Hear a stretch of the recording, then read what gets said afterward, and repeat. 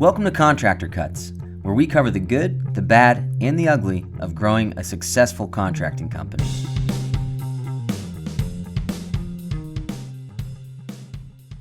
Welcome to Contractor Cuts. My name is Clark Turner. And I'm James. Thanks for joining us again. So this week we are talking about issues with customers and conflating issues that grow and grow and grow to where how do we deal with jobs that go sideways, customers that are angry, all of that stuff, and how we should pose ourselves from the beginning to the end of the relationship to where by the end of the job, the customer's still enjoying the process and our relationship, and we're able to diffuse any sort of issues that come up. And so we're gonna dive into that today. We're gonna start with talking about relationships and kind of how to set the table throughout starting a job with a customer, and then we're going to dive into a couple of real life examples that we've been going through recently and what we're doing, how to deal with it, and kind of how to avoid it in the future. Good? Okay. Yeah. Great. Perfect. Sure. So tell me, James, let's first talk about the relationship with the customer. I think one thing that I see when coaching guys that's kind of like this doesn't make sense. You need to change your mindset on this is it. I've heard it's not fair. That's not fair. They can't do that. That's not like I didn't do that. They're doing this. And I think one thing to dive into and look at is the difference of a friend relationship, spouse relationship, that type of a relationship versus a customer. Right. And so on the friend relationship, right, me and you are friends, me and my wife have a conversation, those type of relationships are reciprocal. I need something from you. You need something from me. We both have an expectation that if someone's feeling something, they're going to speak up. With my wife, we are talking about a vacation this summer. We're not, I don't need to set down all the ground rules and lay out exactly what she has to know and understand before figuring out where we're going on vacation, right? We can have that exploration conversation without any expectation that person or me really should be doing something more than the other person, right? It's kind of a reciprocal relationship where we are both working hard to really help, connect and make sure we both understand what's going on. Mm-hmm. With a customer, as you're... And you have a history with this person where you've built a trust that even if it gets dicey, we know we're going to come out on the other end and we're going to be fine. Yeah, and it's in a friendship or a relationship, spouse, girlfriend, whatever it is, there is an expectation of benefit of the doubt, right? And I think that phrase transferred over with customers is... I think I deserve the benefit of the doubt. Because I know me. And I did not mean to do it that way. I did not mean to screw that up. I did not mean to miss that. And for a customer, I am no different than the checkout person at Costco. Like I'm no different in their head. They're purchasing something from me and I owe them to be a top-notch, 100% perfect service in their head. And so what does 100% perfect service look like? What does that even mean? What is their expectations of that? And most guys get into these relationships with customers and start projects with zero definition of what they are actually purchasing, of what they're getting from me. What's the difference, right? I don't start with, hey, James, I'm Clark. Hey, Hi. Starting a friendship. And then just so you know, what I need out of my friends is I need one call every 2 weeks. I need you to at least get a beer with me once a month, right? We don't do that with friendships. Yeah. But that'd be nice sometimes. No, but if you don't do that with a customer, then you're at fault. And that seems not fair, right? It's like, God, they expected that out of me. I never told them that I'd do that. I never said that I would do that. Why are they expecting that out of me? So changing it over, looking at that, how do we set the table with a new client, with a customer? How are we building into avoiding issues throughout the job? How do we de-escalate those issues and get to a spot? Right? What do you do, James, starting off a job, setting up a new relationship with a customer to really start eliminating the future issues? Well, Clark, the first thing that I would say is the first step in anything is acceptance. Okay. And then you got to accept that this is the way it is. You're just going to get railroaded. Yeah. Well, no, not even that, but you need to accept that it's your job to lay out the groundwork. Yeah. And that could be like, this is such bull that I have to be the one to do. Just flip it. Yeah. This isn't my friend necessarily. This isn't my girlfriend. This isn't my spouse. I need to let them know, because I'm the professional. I need to let them know how this goes, how I operate. It might be different than other people, and explain to them not only what the product they're going to get, but what is the process, what is the experience that you're intending to give them, so that when an issue arises, because an issue will arise, that they know how you plan on dealing with that. Yeah. That's important. Yep. Well, and it's also setting up in the front end.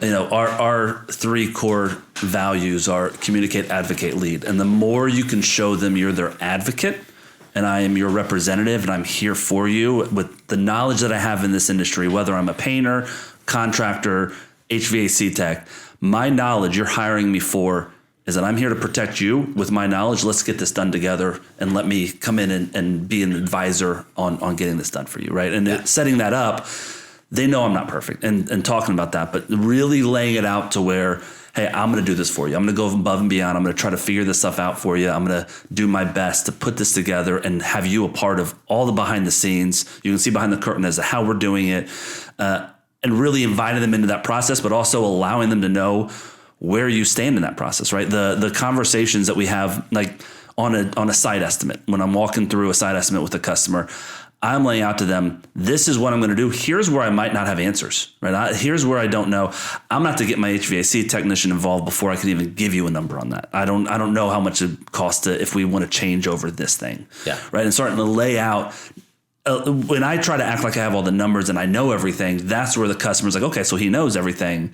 Well, why is that wrong? And then you start building, you've got a bucket of trust when you start any relationship with a client. And the more you spill out, the more that trust gets out of the bucket, you're not refilling it.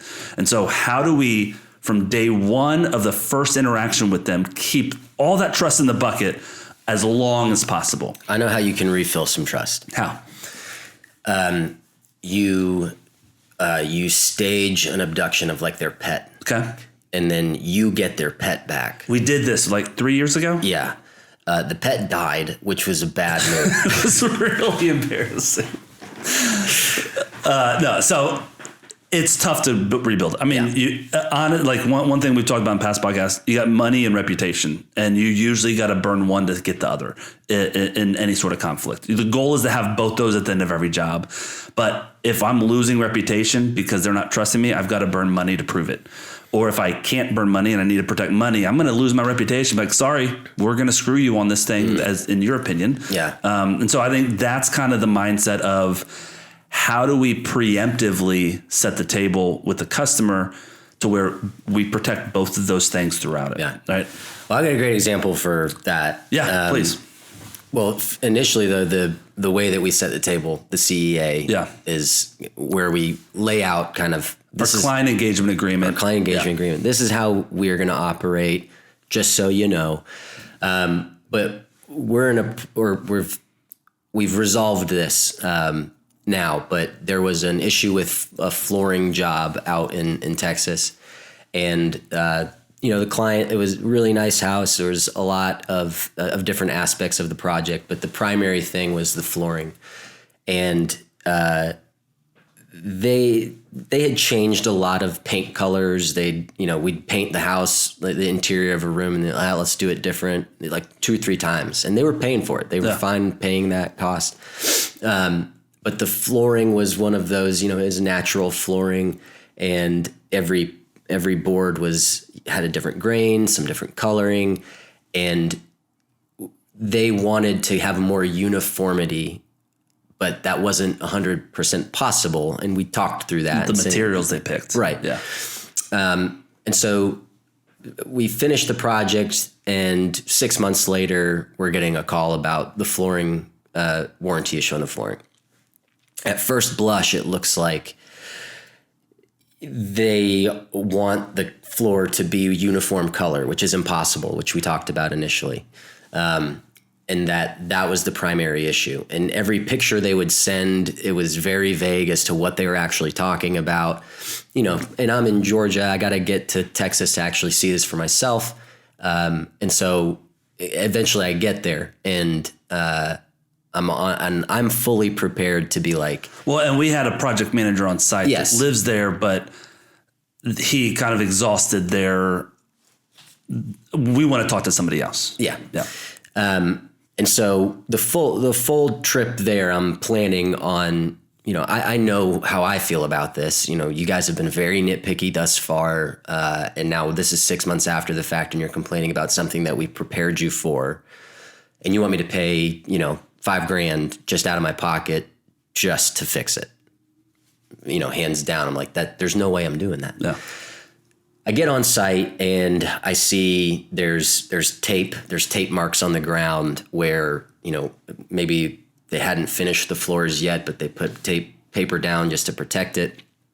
And they didn't do a finish sand before they finished the floors. Yeah.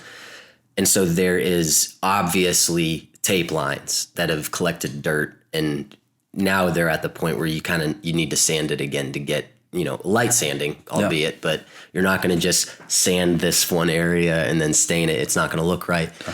So all of the things that they were complaining about, and some of them weren't even on our scope, as I'm walking through with them and they're pointing things out and they're like, we just don't like this. We don't like this.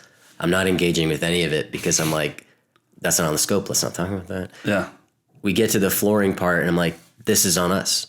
It doesn't matter what all of this other stuff is. They're asking for a certain amount of money. I think that based on what I'm seeing, where our issue is, that we owe them that money. Yeah. So I went into it with the thought that I'm going to stick my foot in this. This is the wall. I'm not letting you take money from us just because, you got a lot of money and you can push me around. I'm like, no, this part's right.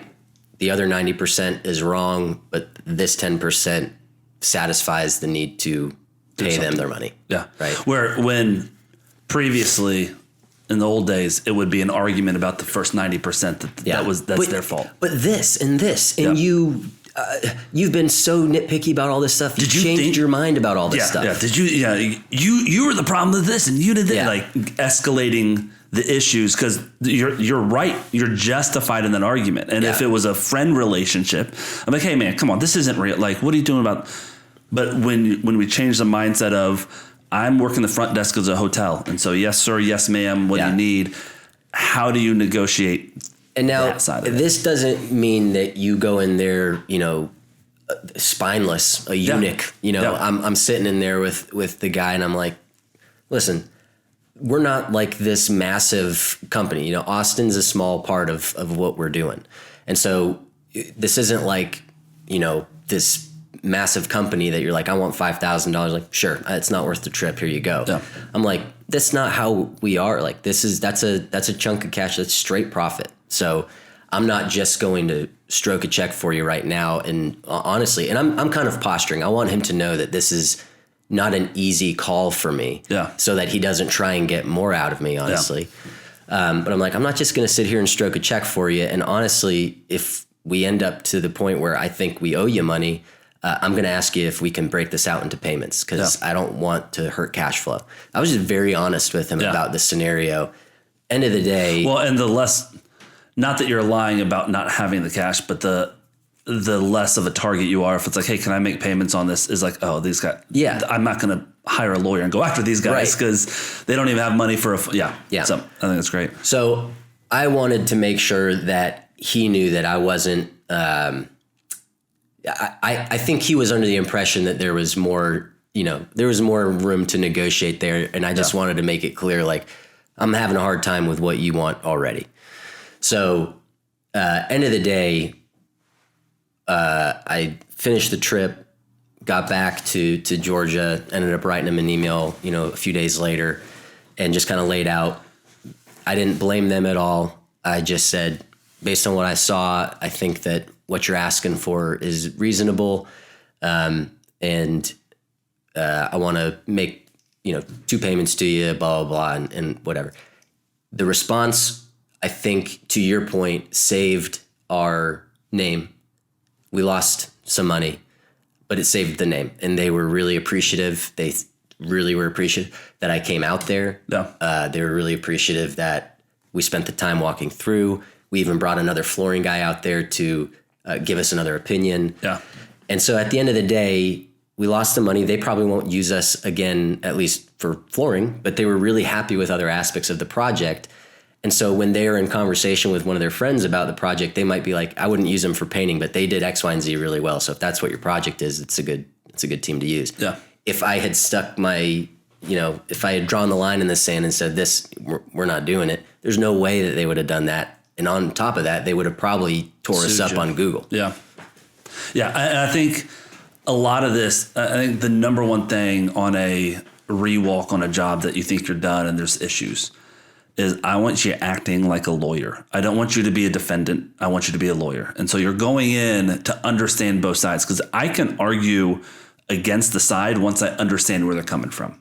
Right. And so if I sit there and listen, if you show up as a defendant and you're just doing nothing but defending, you're just trying to get out of paying me. You're just trying to get out of this. Right. And it's the whole the conflict, us versus you, that they start feeling when you argue the first 9 and the last one comes along, right? And the floor is like, well, okay, maybe that's a little bit. Well, maybe all of it's a little bit then, James, right? And so there's so much wisdom in approaching of like, let me walk it, let me take a look, let me understand, let me take notes. And then I'm not arguing much. I might be dropping little tidbits like, okay, did we paint that area? Okay, we didn't. Okay, cool. And I'm gonna take notes. But it's nothing but curiosity on that walk. It's nothing but, hey, help me. Didn't we talk about you were doing X, Y, and Z yourself? Yep. Okay, cool. I just keep going, right? We're not calling them out. We're just kind of dropping those question marks around the property. And then you go back and you say, okay, listen, they're legit on this. My flooring guy should have done a top sand before doing the final poly on it, whatever. That being said, you can go back to your flooring vendor. Hey, let's split this. You should have done this. Like you pulled the tape up and you didn't top sand. Like we needed a little bit of sanding. That should have been done. That's part of your. And that's what we're doing. We're splitting it with the vendor. So you go back and say that. So now it's only $2,500 out of pocket on a decent sized job. Yep. Great. That's not a problem. But that being said, going to them, being a lawyer and being a third party viewer of it, you also have to view your flaws, right? Yeah. You also have to be like, yeah, we could have done that. Now we also talk a lot about you can't do this on every single job. You can't cut $5,000 at the end of every single job back to the customer. You need to make sure 19 of your 20 jobs run well and you're well organized with the right crews doing it to where the one time you got $5,000 to throw at it. Yeah. Right. And if you don't have that small amount of error on the jobs, you don't have enough availability to throw cash to fix things. Yeah. Right. And I think that's where guys get in trouble, is because of the disorganization, because of the lack of processes, the lack of the client engagement agreement conversation, the lack of laying out who's covering what, not using like our software that has the work order to the crew is the same verbiage as the estimate to the homeowner. Having stuff like that protects the money allows you to end a job to where 19 times out of 20, I'm not having to cut any money back or give discounts. And then the one time that happens, that's absurd. That's not my problem. This is a person that I want to impress, though. You know what? Here's your $5,000. That's great. I probably could have negotiated down to $2,500, $3,000, but let's make them happy. Let's make them whole. We haven't, it's been 20 jobs since we've had to lose money on a job. Yeah. And getting back into like the actual physical act of like being there and walking through that situation. Yeah. I think every time that I've been involved in that, the client has been really disparaging about that crew. Yeah, yeah. That crew is, these guys had no skill. These guys were just slapping paint. One of them on smelled the like smoke. Yeah. And those are the scenarios where I get real hot. Yeah. And it's taken a long time for me to be able to like deal with that in a good way. Yeah. But my thing that I do to help myself get in the mindset is I literally ask the client, can I be candid? And they always say yes. Yeah. And I say, it's hard to hear that because I've never had an issue with this crew before. I'm not saying that this didn't happen. I'm looking at the cabinets and I'm looking at the paint drips. I'm like, that's obviously a problem. Yeah. I get that. I know that they have skill. I know that they're not just throwing paint on the wall. This was a miss, obviously. Yeah. But these guys are not, Joe Blow off the street. We use these guys all the time. In Austin, we've been in business for 2 years. I've never had an issue with this paint crew before. Yeah. And you're telling me they have no skill. I don't agree with that, but I see that this is an issue. Yeah. So I'm agreeing with him, but I'm also taking up for my crew. And the main point is I am not going to I'm not going to let him think that I brought a vagabond into his house. That's a two birds with one stone, because not only are you defending your crew and diffusing the guy, you're also letting them know, like, your experience is 100% of this painter's job sucks. My experience is 1 out of 100. He's 99% perfect. And maybe he had a bad week last week. Yeah. Right. And I wanted to let you know, like, I didn't just hire this guy off the street outside of a Home Depot to come paint your house. Like, I'm sorry that you're the 1% that went sideways, but we're here to fix it. That's why I'm standing here. I'm here to fix that. I think you're so right. When I've gotten hot with customers, I remember one specifically back. Juan was one of my main crews, and I remember someone specifically being like, "That guy's just not all there." And I remember being like, "Oh, Juan's all there. You're not all there. You're not all there, my guy." Yeah, it was like that was the first reaction. But it's like, it's okay. Like, when you feel, and now go to therapy for this, but when you start feeling those feelings, you just say it out loud. Like, "Hey, I just want to let you know, like, Juan's a good dude." Can I name a feeling? I'm feeling a little angry. I'm feeling murdery. but I literally out loud is, "Hey, listen, I know that that's your experience right now from this situation, but I've known Juan for 12 years and he's a very intelligent guy." Right. And so I'm sorry that you've experienced that. And a great hugger. And you should feel his hugs. No, but literally, like, I understand that's your experience, but to be told, like you said, if I could be totally honest with you, by saying that gets, like, that starts my anger boiling, because you don't know him. Yeah. Right. You're talking about my guys. Yeah. And as soon as you say that, someone's like, you're right. Yeah, You're they right. back off. They do, because Yeah. they're hot. Yeah. And they're talking themselves up. Well, and they've been living in the house and seeing the deficiencies, and they start talking about it. And I connect with that, because when I start talking about stuff, I get hyped up. And then having somebody be honest and bring it back down to reality, it's like, you're right. Yeah. It goes from Juan was the problem that caused my life issue to, oh, he's a person. And we've all like, you know, and so it's okay to say that. Now, don't go and attack the person. Like, you're an idiot. No, Juan's not, you're the moron, right? Yeah. Which is where a lot of guys go. But the truth of it is, like, you just call it out. You're like, "Hey, that's honestly, like, I'm getting a little angry because you don't know him." Mm-hmm. And that's not okay to say about my guy. Right. And so it's a de-escalation in the moment, but you need to be the lawyer. You need to be a third party assessor of both sides and who's at fault on each situation. And I'm usually only going to talk about the stuff I'm at fault at, and not even talk about the pain issue that they had that we didn't even go in that room. Yeah. Right. And normally they won't even go back to it. You say, "Listen, let's talk about it. You know, after assessing this, I think we should have sanded those floors. And so I'm going to go ahead. We're going to give you that $5,000 back. I would rather not. I'd rather do X, Y, and Z. But if that's what you prefer, we're going to do that for you." And they say, "Well, what about all this stuff?" Well, you know, I don't feel like the other stuff's within our scope. If you see anywhere on our scope where we were called out to do that stuff and we were supposed to do this and it wasn't industry standard, remember we talked about this, we can have that conversation. But really assessing everything we talked about, the only thing that I see that I should be responsible for is this. Now, if you think it's more, that's okay. We can have disagreements on what should and shouldn't be covered. What I'm saying for is the 10 things that you listed, I'm willing to give you $5,000 to just be done and be happy with what it is. Now, if you think you deserve 3 for the floors and 2 for the other stuff, I don't care. I'm giving you $5,000. But either way, that's the most that I feel like that is fair for us to give back, right? And at that point, if they're like, "No, you owe me $7,000," I'm sorry, 5's all we can do.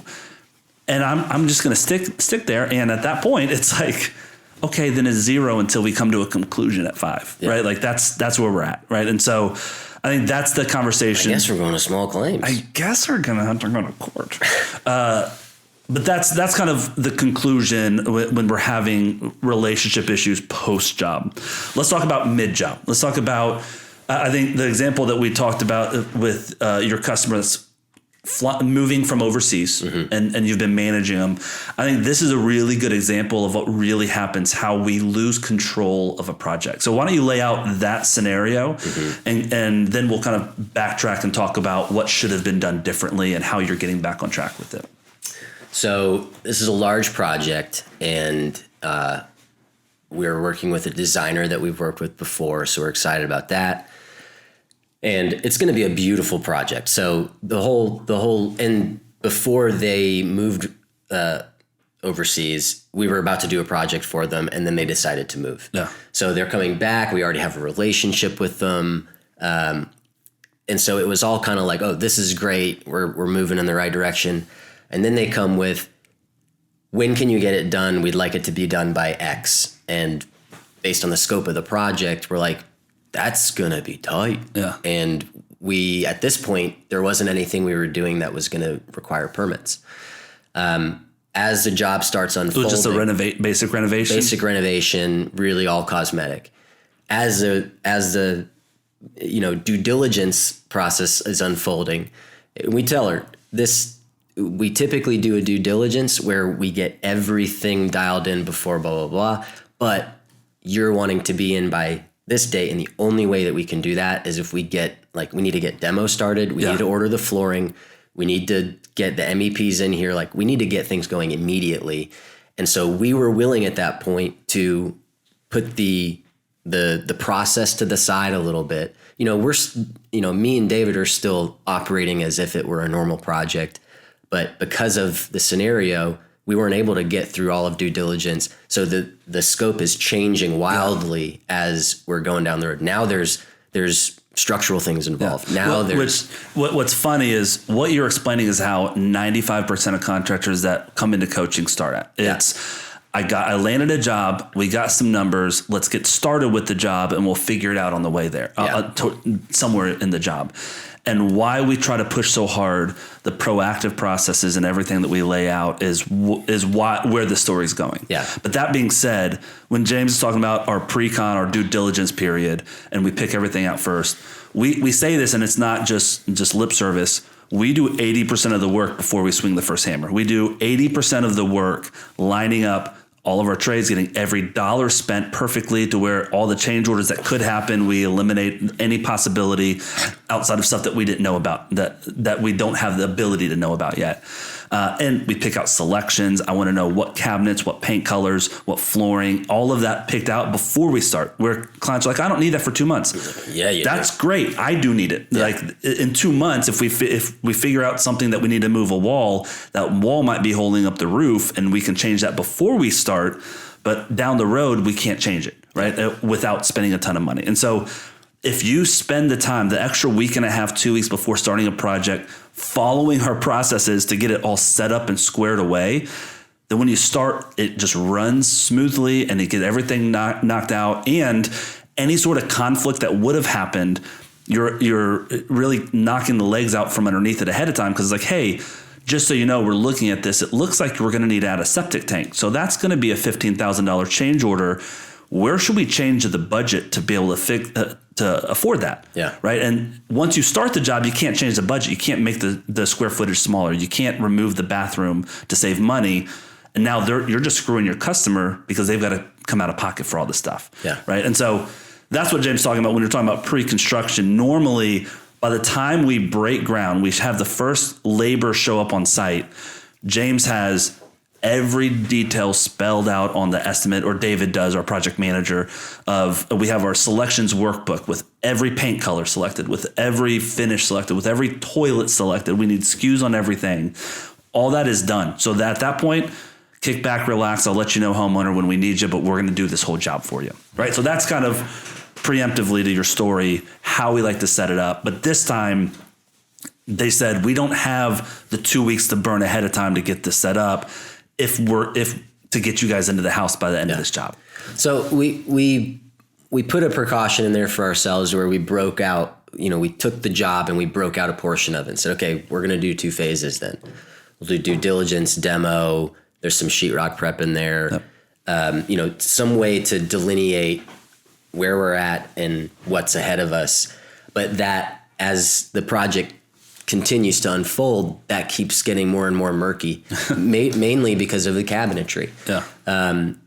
So at this point, we've had 5-6 different iterations of cabinet layouts. Who's going to do what? And at this point now, it's like we've got our main cabinet guy doing the kitchen. We might do IKEA in the laundry. We're going to have the handyman finish the left side of the laundry. and then we're doing something completely different in the bathroom. Yeah. And so it's all over the place, and it's not nailed down yet. And the cabinet guy is getting, chirped at from me, David, the designer. And the homeowner sometimes. The homeowner's not talking to the cabinet guy, That's good. Which is good. But it was getting so convoluted. And then the other day I'm talking with David. I'm like, we got to get this back under control, man. Yeah. The cabinet guy, I can tell, is frustrated. I don't want to lose, he's at the point where I feel like he might even be like, I'm just out of this, man. Good luck, guys. And so I'm like, we can't have that happen because his finish is going to be so great. And me, David, the designer, we're all like, pushing this guy because we know what his product's going to look like. And on top of that, he's custom cabinetry, and the closest bid from semi-custom cabinetry is more than his bid.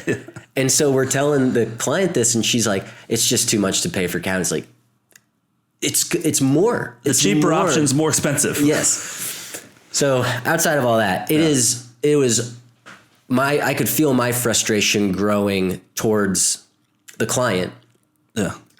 Well, and also the clients in Europe. So you are 12 hours difference and 10 hours difference to where it's like, I get one email a day. I respond. I'm not going to get a response till tomorrow night. Oh, right? Yeah. You might get one email, but there's also, there's 5 text threads going on. Yeah. Some people are a part of it.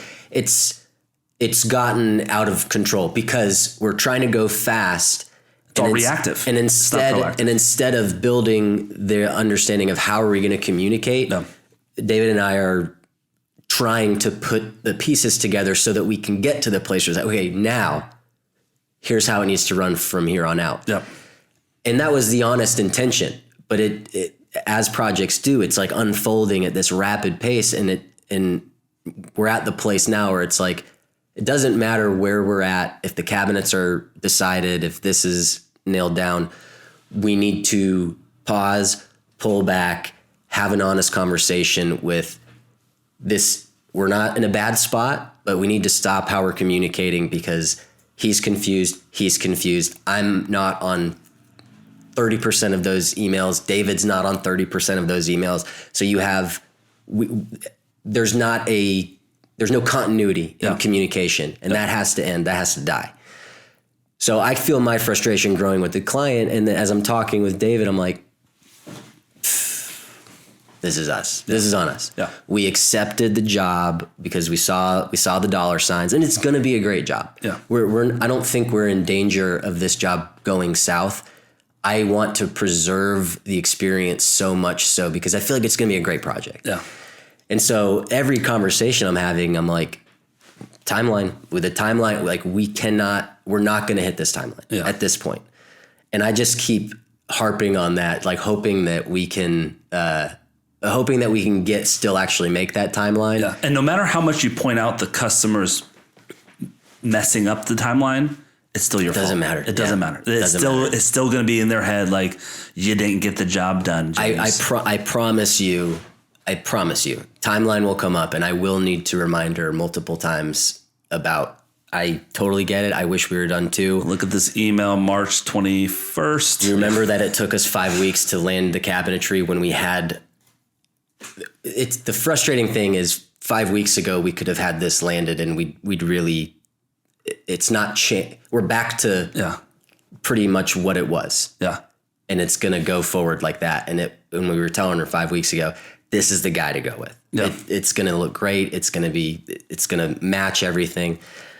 End of the day, we made a decision. We decided to go against our processes to land the job, to make sure that we just got it going. Yeah. And it made sense at the time. I'd go back and redo it the same way, except I would have spent probably 3 hours myself just figuring out, okay, what are the new parameters up to this point? Yeah. Well, and maybe even setting some drop dead dates. Like, if cabinets aren't picked out by next Friday, your timeline's slipping. Yeah. Right. And preemptively telling the customer, you might be changing your mind, but if you change your mind, you're moving your timeline. I'm going to put that in writing. So we have that in writing in the future when you're blaming me. Yeah. But I think that's a couple things with that. One being, the amount of tension for you and the customer on job running like that is how most guys live. And if you go back a few episodes to our burnout conversation and where we talk about, people who are burning out and contractors are burning out, it's because they're living in that tension on 4, 5, 6 jobs at a time, where it's nothing but there's so many fires burning, right? Yeah. And the goal of our processes and procedures and everything ProStruct does is if we can lay it all out and eliminate 90% of the fires, you got capacity to deal with 10%. Yeah. It's the guys running that are dealing with 100%, right? And so you've got things so smooth in the processes in the different cities that when that happens, when you feel that fire sneaking up of reactive instead of proactive, it's just it's sandpaper. It's like, this isn't how things run. This is how we do things. And it's so frustrating because it's like, you live there, you're getting burnt out. You're just getting so frustrated. So, the call that comes in, the text message at 9:30 at night, that like, oh crap, I gotta go to my computer. Yeah. And I gotta sit down and get out of bed and go do this, right? And it's hard to stay consistent with your boundaries in those situations. But it's important too, because like even still, she'll text late at night because she's in Ireland. Yeah. Or wherever. She'll text late at night and it'll be like, I could answer that because I'm sitting here on the couch, but I don't want to set that precedent. And I'm going to. And one answer is going to get 4 more questions. Right. And like, I don't want to commit to that. Like if I knew it was just, if I could say, nope, that's tomorrow. Yeah. Great. I know it's going to be followed up. And so I have to reserve that because I will resent her if 6 weeks down the road, she still texted me at night, but it's my fault because I allowed her to break that boundary and that's on me. Yeah. Where, if I asked that customer in the middle of this, when all that was happening, before you all getting a grip on it, 1 to 10 on happiness, where do you think they would have been at?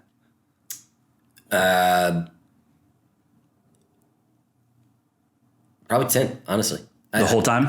I think she is very happy still. I think that the timeline is going to become a problem when it becomes a problem. Yeah. And so we're just going to keep making sure that that's understood, like where we're at very clearly, and have that in writing so that we can point back to it and all that. But I think she sees how much is changing. I think she sees how hard we're working. Yeah. And she's nice, and she's like a reasonable person, and she's direct. Well, and it's a lot of times they don't give you that credit. A lot of times it's not that way, to where they're not reasonable or they don't feel reasonable because all they see is their need and how much you're putting them out, right? Yeah. And I think that goes back to the relational stuff where we started this, of even in all of this, identifying it's our fault for saying yes to start this before we had all of this organized. Yeah. This is not the client's problem that you guys are out of control of this job. Well, I wouldn't say that. The customer is in charge of whatever you set them to be in charge of, right? The CEA, this is what I expect out of you. This is what you should expect out of me. That's the only thing you can hold them accountable to, because I set down what they are and are not going to do. I need you to pick out your materials and your finishes by this date. Well, if y'all don't have a date and don't hold them to it, that's on you, even though they didn't do it, right? And so I think that's something that when we're looking at that relationship, it is a constant, I don't care what's fair. At the end of the day, I'm the professional. I'm running this job. I need to be in charge of it, and everything lands at my feet. There's not, well, the crew didn't show up. This didn't happen. That didn't happen. Well, it rained, so I can't. Those are reasons, but those aren't excuses. And so, sticking with how do I deal with this person differently, and understanding, and I've said this on probably every podcast, but we aren't selling the renovation. We're selling the customer's experience of receiving it, and understanding, spending those 3 hours to organize so the customer can understand what you need from them is your job. Your job's not, well, they know that they need to get me the cabinets. Well, your job is to get the cabinet in order from them and to set those, hey, can you get that picked out by Tuesday? If not by Tuesday, your timeline is going to slip. Which one do you want? Do you want to spend time figuring out your cabinets, or do you want to push the timeline a little bit? Your job is to bring that to them, even though they're dragging their feet. Now, this person wasn't, but if your customer's dragging their feet on a decision, it's still your problem, because you need to, you're going to get blamed for that timeline shift unless you say in writing, hey, if this isn't chosen by Thursday, we are going to lose our timeline is going to be slipping. Now you got to be organized enough to be able to look at your timeline and say that, right? If you have all that stuff organized, you can look at it and say that. Then the customer now has a decision to make. Am I going to get you that stuff by Thursday, or is it going to slip? And on Thursday afternoon at 4:00, I'm sending an email. Hey, just so you know, still waiting on those cabinet selections. It looks like if we're going to have to push this trade and this whatever's going to happen down the domino effect. So it looks like we lost about a week on this job. Yeah. Wait, you lost a week. I'll get it to you by in the morning. I understand that, but like we talked about, we lost a week. Listen, don't go down this road. All right, dog's dead. The dog's dead. So yeah, again, it's I think it's the proactive. I've got my processes. I will operate outside of my processes, but probably in hindsight, we should have had a little bit more front end.